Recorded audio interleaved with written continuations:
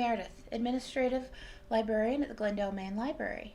Welcome to our 2021 Women's History Month virtual program. Women's History Month was first celebrated in the United States in 1987 and is a celebration of women's contributions to history, society, and culture. In this video, the youth staff will introduce you to some of their favorite women and girls, real and imaginary. We have crafts, stories, and a book list if you'd like to do some more reading. We hope you enjoy our virtual program. If you're looking for more virtual library events, please visit our website at www.glendaleazlibrary.com. We post weekly storytime videos, crafts for teens and kids, live music performances, we host book discussion groups, and other interesting virtual events. Make sure to check it out. Now, let's get this program started. Hi everyone, it's Miss Hannah at the Velma Teague Library here in Glendale. For Women's History Month, I wanted to spotlight the author Pearl S. Buck. She was an American author that was born in 1892 in West Virginia, and she won the Nobel Prize for Literature in 1938 for all of her books that were set in China.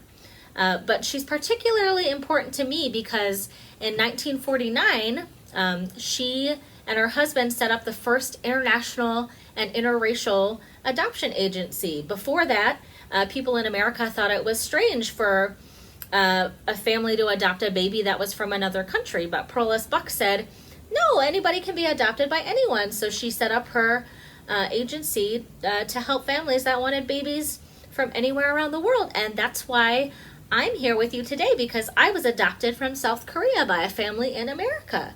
So without people like Pearl S. Buck, I wouldn't be here today. So we have a lot of great books and biographies about Pearl S. Buck, and we do have the books that she wrote. So check some out today at the library and learn something new. In celebration of the Welcome House Foundation, I wanted to read one of my favorite books called A Mother for Choco by Keiko Kaza, which is a book about adoption. All right, this is A Mother for Choco by Keiko Kaza.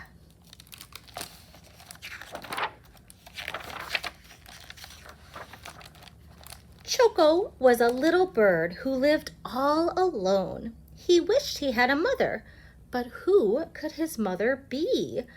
One day, he set off to find her. First, Choco met Mrs. Giraffe. "Oh, Mrs. Giraffe," he cried, "you are yellow just like me. Are you my mother?" "I'm sorry," sighed Mrs. Giraffe, "but I don't have wings like you." Next, Choco met Mrs. Penguin. "Oh, Mrs. Penguin," he cried, "you have wings just like me. Are you my mother?" "I'm sorry," sighed Mrs. Penguin, "but I don't have big round cheeks like you." Then Choco met Mrs. Walrus. "Oh, Mrs. Walrus," he cried, "you have big round cheeks just like me. Are you my mother?"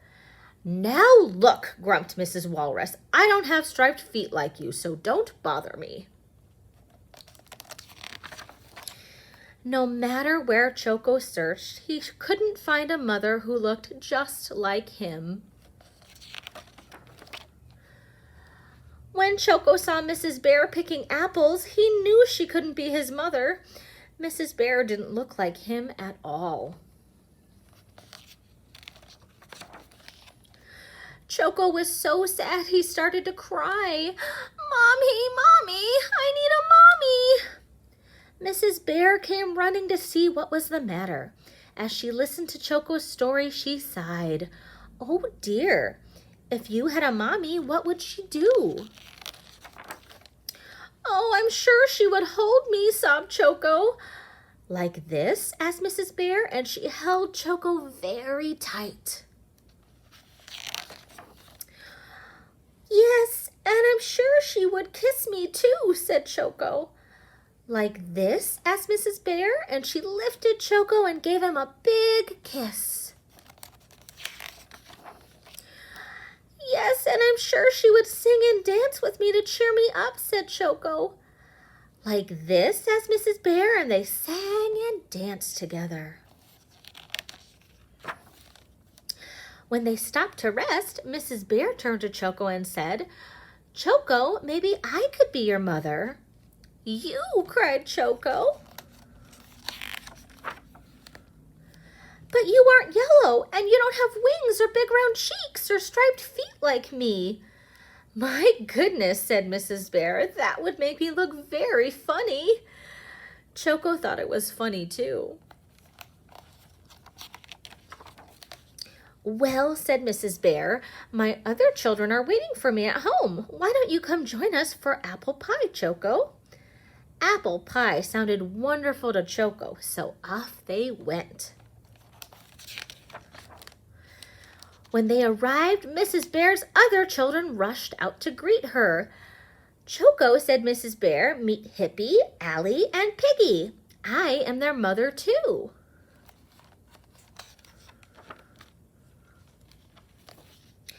The sweet smell of apple pie and the sound of laughter soon filled Mrs. Bear's home.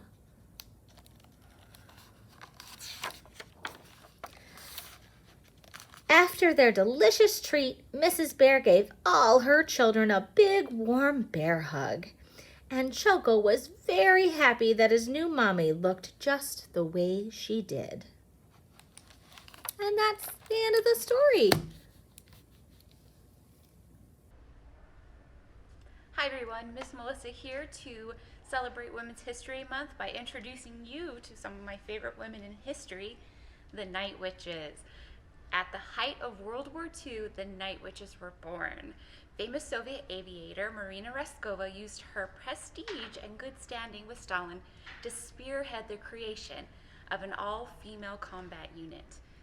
One of those that regiment was called the 588th Night Bomber Regiment, and it would eventually be known as the Night Witches. This regiment consisted of 42 women crews when it was at its largest, and these fearsome pilots flew without radios, parachutes, navigation equipment. They had a compass to guide them and flares to light up the sky. They flew multiple missions in the night in small plywood and canvas biplanes that could only carry 2 women and 2 bombs. So they had to go back and forth on their missions. They were tasked with bombing raids on enemy ammo dumps, convoys, and troops.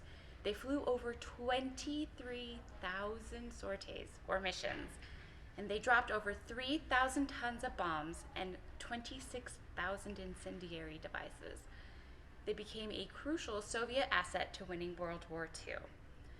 They were nicknamed by the Nazi soldiers because of the tactics that they used during the battle. This tactic involved shutting off the engine in their planes as they were gliding over their targets and then dropping their bombs. So they would fly without their engines on in the middle of the night with no lights or anything. This tactic involved shutting off the engine in their planes as they were gliding over their targets and then dropping their bombs. So they would fly without their engines on in the middle of the night with no lights or anything. The planes would elicit a whooshing sound like a witch's broomstick, leading the Nazis to fearfully call them Nachthexen, or Night Witches. This is a name that the women proudly accepted. The Nazi soldiers quickly learned to fear the Night Witches, so much so that any German pilot who downed a Night Witch was immediately awarded the prestigious Iron Cross. That's pretty crazy, right? When not being the greatest daredevil pilots of the war, the women had a sisterly camaraderie. They would sing and dance, tell stories and jokes, help one another with laundry, and commiserate about having to wear men's uniforms and underwear. Despite the grueling frequent missions and the odds stacked against them, morale was high, and these women were not to be stopped or underestimated. Sometimes the bombs would freeze or get stuck on the rack of the plane, and one of the women would have to crawl out on the wing and loosen it and push it manually. Pretty scary, right? The 588th Regiment is the most highly decorated female unit in the Soviet Air Force, with 23 women being awarded the Hero of the Soviet Union title. Pretty amazing. One pilot mentioned that the first slogan of the regiment was, "You are a woman and you should be proud of that." Couldn't agree more. These brave and strong women are an example of powerful mark that women can make on the history of the world. I highly recommend learning more about the Night Witches by checking out some books, looking online, or even utilizing our database, the Gale World History. Thank you for learning a little bit more about the Night Witches with me, and now we're going to celebrate them by creating some of our own planes out of paper. Let's get started. To celebrate the awesomeness that is encompassed within the Night Witches, we are going to make some paper airplanes. So I have made a couple samples using scratch paper that I had, just extra paper lying around. And we're gonna make one of each of these. This one's more simple, and this one is a little bit harder just because it has more folds. You're just gonna need, for this first one, a sheet of 8.5 by 11 paper and a paper clip. So pretty easy peasy. What we're going to do is we're gonna keep our sheet of paper this way, kind of going horizontal, and then we're gonna fold this down roughly about 2 inches or so. Doesn't need to be exact. Now we're gonna go ahead and take this corner and fold it over to the other side. We're gonna match up our corners together and flatten this out.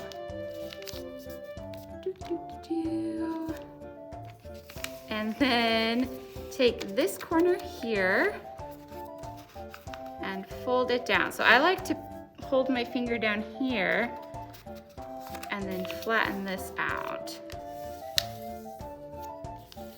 So you have your nice little flap right here. And on this side, we're gonna do the same thing, but we're gonna take this corner and fold that one down.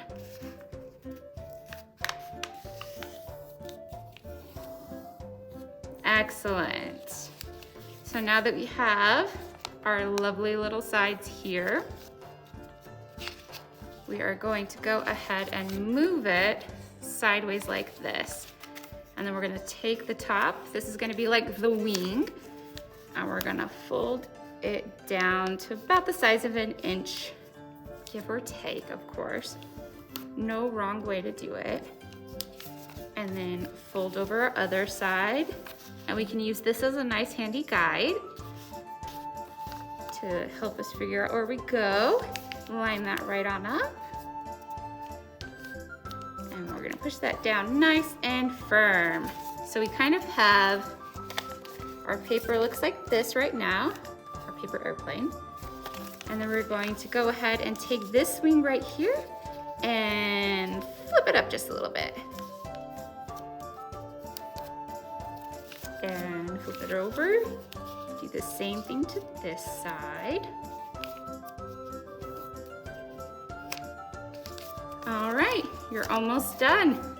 Last step, take your paper clip and you're going to pinch the nose. That way it doesn't open in the front. And then this one is the super glider. It glides real nicely too. So that's our first one. It's pretty easy. So our next one is the hammer.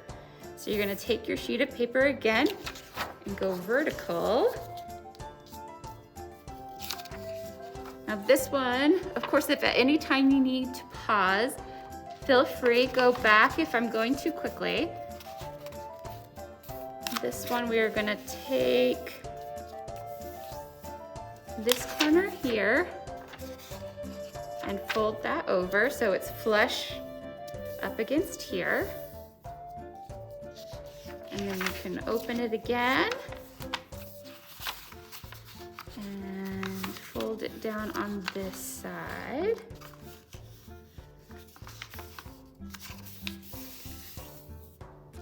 So when you open it up, it's gonna have kind of an X up at this top part. A lot of the times with these harder paper airplanes, these lines that you make with the folds are kind of more like your guides. So we're going to use this line right here as our guide. We're gonna take this corner and get this piece lined up with this line right here. So we're gonna go ahead and fold that.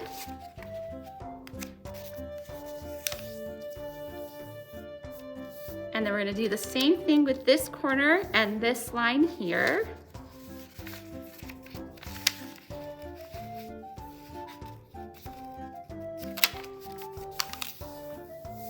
And fold that. So this little corner is kind of up on the side here.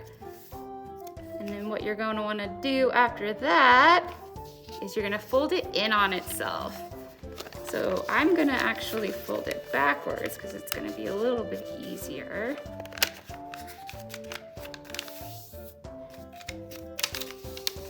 And then I'm going to take it back this way and then fold it this way. So you have your lovely little folds you made. And folding it that way.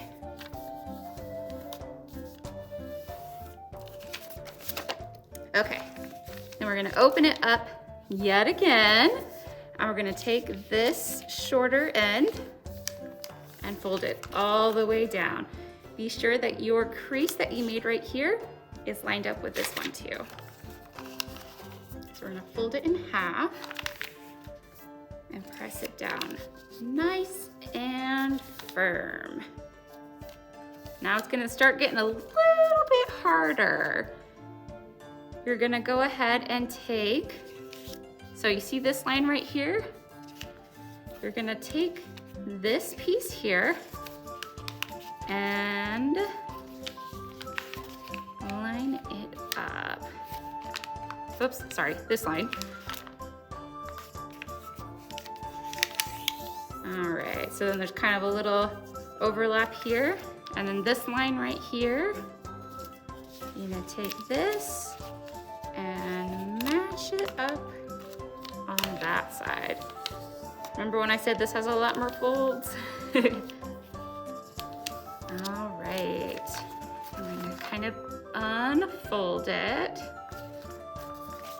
And now we're gonna take this little tip here and we are going to match them up. So match these sides with these lines right here.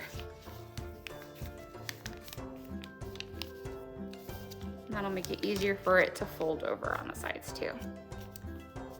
All right, now you can hold this down and we're gonna take this side here and line it up to this crease, which this one's a little harder, I will admit, because the paper's starting to get pretty thick at this point.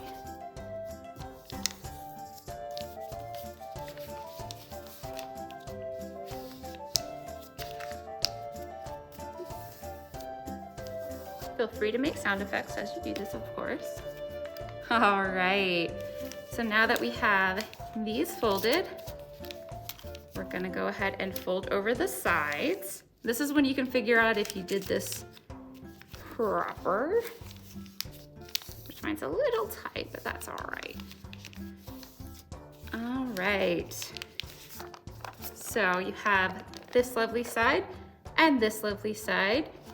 These flaps here are gonna keep this all together. And now we're gonna fold it along this side, but with this on the outside instead of the inside, like so. Just fold it in half.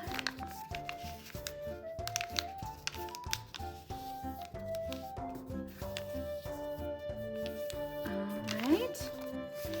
And we have one more fold.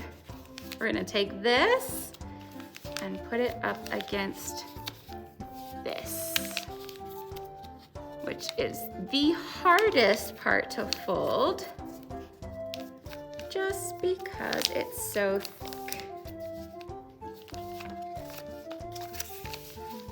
do that to this other side as well. See how hard this can be. Make sure you have some nice strong hands to help you push it down. Get that nice and firm. And then we're going to hold it like so. And then we'll see how well it flies. Good luck, guys.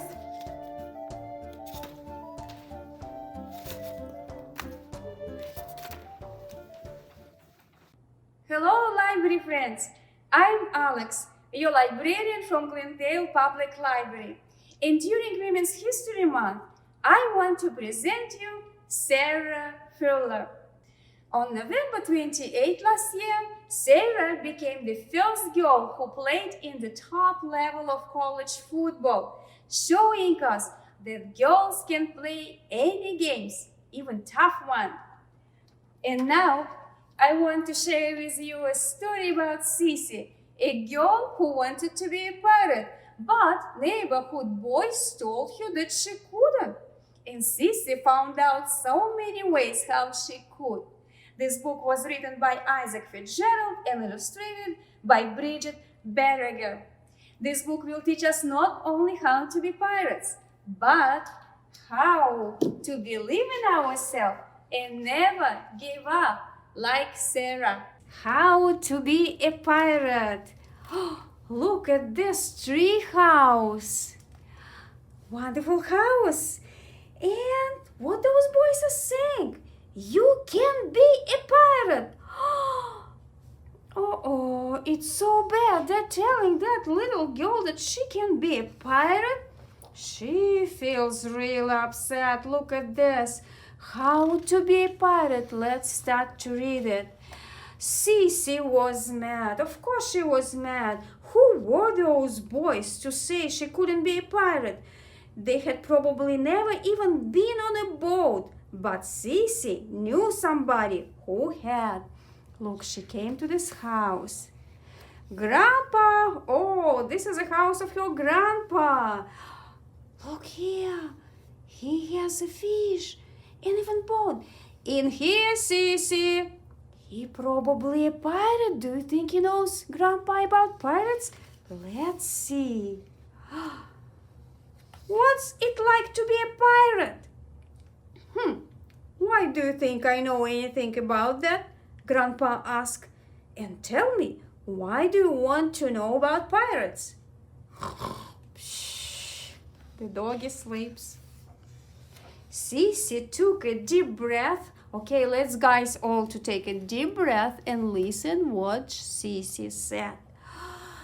Because she said, the boys are pretending to be pirates and I wanted to play too. I even brought my sword, but they said you can't be a pirate.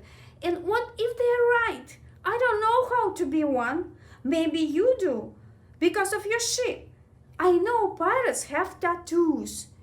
So, I was thinking maybe you know all about them. Can you teach me? Grandpa was thinking and then what he did? Let's see. Oh, he showed her tattoo. What is this? Yes, this is a ship. So, you want to know about the pirates? Yeah, asked Grandpa.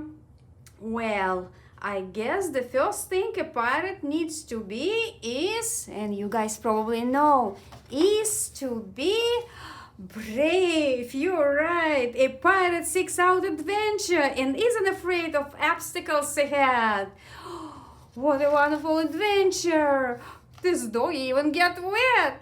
What else? Asked Sissy. You have to be... Yes, like a panther. Like a panther you have to be. Quick. A pirate is ready to react to danger to any moment. Wee-hee! Are you quick, guys? Oh, I know. You all so brave and so quick. What next? Another one, Sissy asked. It isn't all about danger, though, whispered Grandpa. A pirate knows how to have fun. Weepee! They're all dancing here and the doggy So you guys know how to have fun? Then you're going to be really good pirates. More, Il Sisi, more tattoos.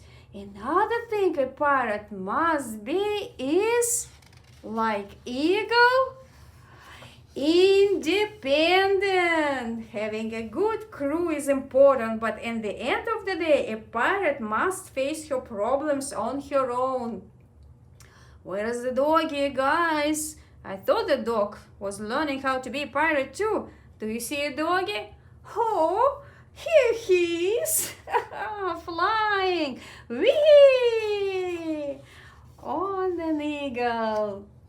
But do you know the most important quality a pirate should have? Asked Grandpa. It is something even more important than being brave or quick, knowing how to have fun, or even being independent. Is it treasure? Sissy asked. You guys know what is another thing? Or cannons? What other things? The most important thing a person can have, pirate or not, is... even dog afraid, is love. Oh, they hug each other. Look, guys, and this is another tattoo that Grandpa has, and it's a heart, and it says Sissy. So they love each other so much. And the doggy, what a nice family. Let's to flip the page. You see, and Sissy hugged Grandpa and ran. Her feet swift and her heart strong. She came to the treehouse, and what she said, and let's all of us will say it together. I am brave. Say, I'm brave. Yes, you're brave. I'm quick. Just all of you say, I'm quick. I am independent. Say it together. I am independent. And one more time. I am independent. Very good. And I am fun. And I'm fun. So let's to repeat all together. I am brave. I am quick. I am independent. And I am fun. Good job, guys, reading this book with me. So she is a real pirate right now, and I believe you can be a real pirate too. I love being a pirate, and she has her own tree house, and I think they started to play all together. It's so fun when you can play together. Please don't exclude other kids from your games. Just include everybody, and especially right now, you know how to be a pirate. Come to the library, check out this book and other books to learn more. And right now, I just have to say you goodbye. We'll see you next time in the library. In honor of Women's History Month, I wanted to highlight the famous female artist, Georgia O'Keeffe. Georgia O'Keeffe was born in 1887 and died in 1986 at 98 years old. She was known for her paintings of enlarged flowers, New York skyscrapers, and Southwest landscapes. Today, I wanted to share with you an art print of one of her enlarged flower paintings called Poppy. Poppy was created in 1927 using oil on canvas. She used the bright red and deep black to make the piece more impactful, and used tints of orange, white, and pink around the edges to make it more three-dimensional. This is one of 7 paintings that O'Keeffe created that focus on poppies. The 2 that are most well known are called Red Poppy and Oriental Poppy. I decided to try drawing an enlarged flower like Georgia O'Keeffe, and this is how it turned out. The flower I chose to draw is a lotus, and I found my picture online, and I just printed it out and used it as a reference for drawing. I outlined with pencil, and then I used colored pencil to fill in my lines. So you can do this at home if you like by choosing a flower that you might find at home, or using a photo online like I did.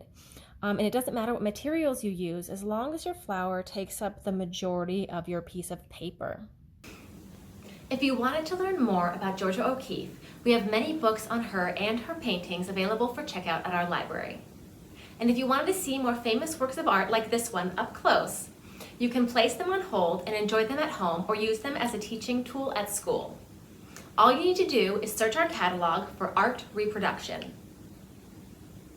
Hi, it's Miss Polly from the Glendale Main Library, and it's Women's History Month. We've talked about some amazing women, and I want to wrap up with a book that is all about how amazing we are and you are, what it takes to be amazing. And the main ingredients are being yourself, trying new things, making mistakes, wearing whatever you want to wear. If you want to wear a bright orange polka dot bow and a plaid shirt, whatever you want, go out and get dirty in the garden. Just be yourself and just worry about yourself and grow and be amazing. We are going to read Beautiful by Stacy McAnulty and illustrated by Joanne Lou Vreehoff. Are you ready? Beautiful by Stacy McAnulty and illustrated by Joanne Lou Vreehoff.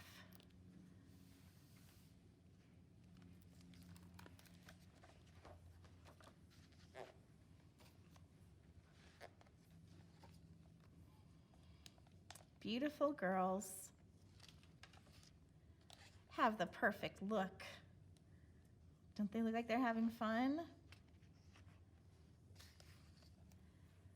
Beautiful girls move gracefully, playing basketball in wheelchairs, soccer, baseball, football, and light up every room.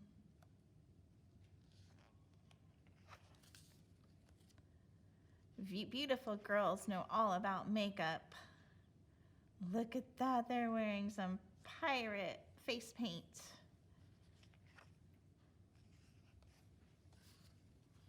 And have a smart style.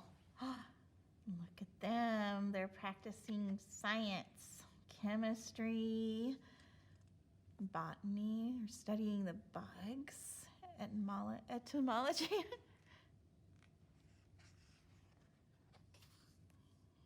Beautiful girls smile sweetly.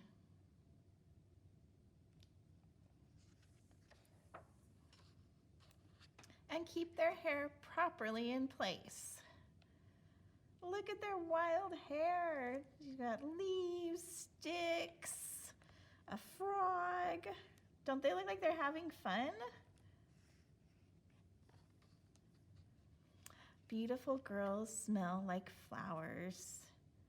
They don't mind getting dirty. Look at that. They're planting a garden.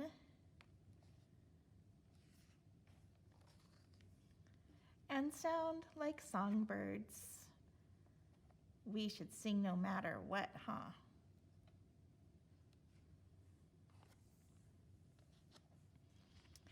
Beautiful girls love to look in the mirror and make silly faces.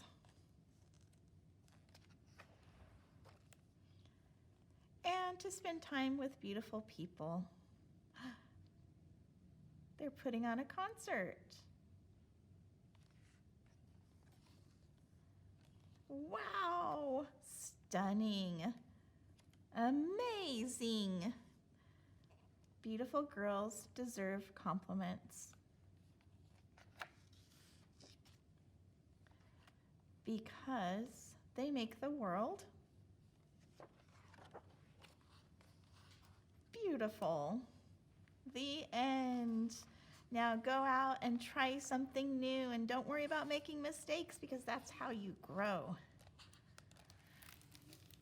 The end.